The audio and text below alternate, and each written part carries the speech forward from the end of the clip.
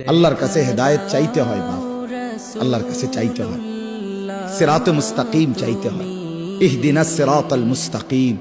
আল্লাহ বলে, বান্দা আল্লাহর কাছে সঠিক রাস্তা, এটা প্রতিদিন চাইতে হয়।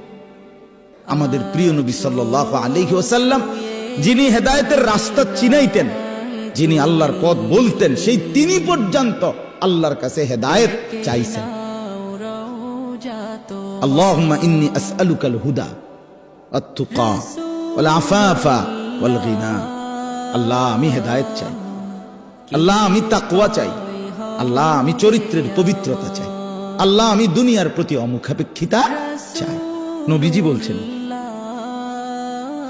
নবীজি বলছেন এটা দোস্ত। আল্লাহ রাসূল হেদায়েত চাইতেন, আল্লাহুম্মা আলহিমনি রুশদি ওয়া আইযনি মিন শাররি নাফসি। নবীজি দোয়া করতেন, আল্লাহ এই ব্যাপারে কোনটা সঠিক, এই রাস্তাটা সঠিকটা আপনি আমারে ইলহাম করে আমার দিলে ঢাইলা আমারে দেখায় দেন। আইযনি মিন শাররি নাফসি, আল্লাহ আমার নফসের ধোঁকা, নফসের ক্ষতিকর মনের চাহিদার থেকে আমাকে হেফাজত কর। নবীজির দোয়া এলো, আল্লাহুম্মা আতি নাফসি তাকওয়াহা ওয়া যাক্কিহা। আল্লাহ আপনি আমার দিলের মধ্যে তাকওয়া দেন, আল্লাহ আপনি আমার দিল বিশুদ্ধ পবিত্র করে দেন।